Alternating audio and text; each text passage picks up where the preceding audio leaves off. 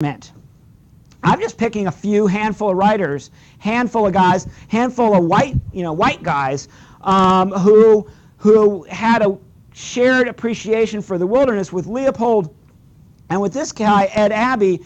These were people that lived out west in really big sky, kind of wild country. Gary Snyder, he was up in like the Northwest, Pacific Northwest, like Oregon and Washington and places like this.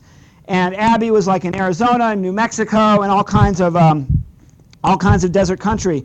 This guy probably, he took what Thoreau and Snyder were saying from a philosophical perspective, and he argued that you should put it into action. His most famous work was the Monkey Wrench Gang, and that was about a bunch of dudes that were going and trying to stop people who were messing with the wilderness. You've probably heard of some of the protests and things like that that have happened in your lifetime around these kinds of issues.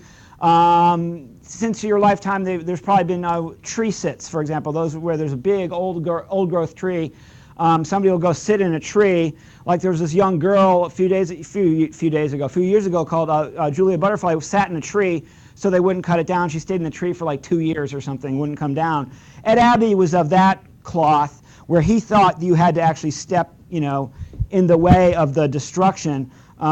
He lived a long life. He left a lot of books behind. And one of my favorite things that he wrote was in one of his journals. After he died, they published his diaries. And he said, "I celebrate the earth, my home, my mother, my grave, and as long as men are man, they must, if they would preserve the integrated being, do the same with the body." And so he here is going to connect his own body, this is Ed Abbey's words, the way he sees his own body as being natural. And again, this is this tension, okay? Are we civilized? Are we more like gods, or are we more like beasts? And this is what Ed Abbey had to say about it himself. This rank, casual, hungry, smelly, sweaty, lusting, transitory body, my oozy, pulpid, liquid, bag-swollen body, bones, blood, hair, glands, I love and celebrate it all. This sounds a lot like Walt Whitman, who we didn't read, but who was in his Song of Himself would write of his own body in its very naturalness and all of its smelliness, and in this very kind of earthy sort of way. So there you've got, just a glimpse at the trajectory. But what we're going to see in Krakauer as early as the preface. So this isn't even page 1 yet. This is your author's note.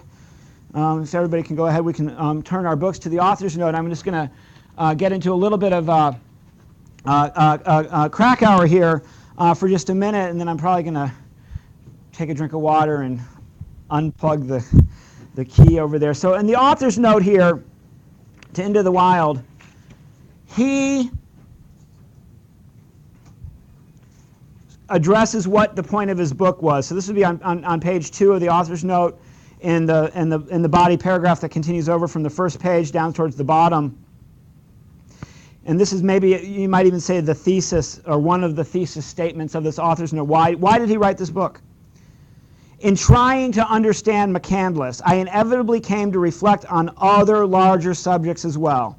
The grip wilderness has on the American imagination, the allure high-risk activities hold for young men of a certain mind, the complicated, highly charged bond that exists between fathers and sons. The result of this meandering inquiry is the book you now hold before you. So he's laying out for us your paper topics when you get around to writing your paper on this book, if you do, and the thoughts that we should be ruminating on and debating for the next few weeks on this text are the grip the wilderness has on the American imagination. Very few of you raised your hands to a lot of my questions, but almost everyone raised their hand. They've been camping at least once. So we're going to talk about what the grip the wilderness has on our imaginations. Do we see an allure to high-risk activities? Rock climbing, rappelling, jumping off the cliff into a swimming hole. And he climbed mountains. Krakauer was a mountain climber. He scaled Mount Everest. He was an outdoor junkie, and he was on a journalistic assignment for Outdoor Magazine when he discovered this story that ended up becoming the book. And this really launched his career. This and another book called Into Thin Air about climbing Mount Everest. And he's now written like 5 books or something, and he's a big shot in the writing business. And this is a very hard business to be successful in. And he's one of our big name contemporary American writers. Second half of the semester, some of my friends that we're going to be reading are real small time compared to Krakauer.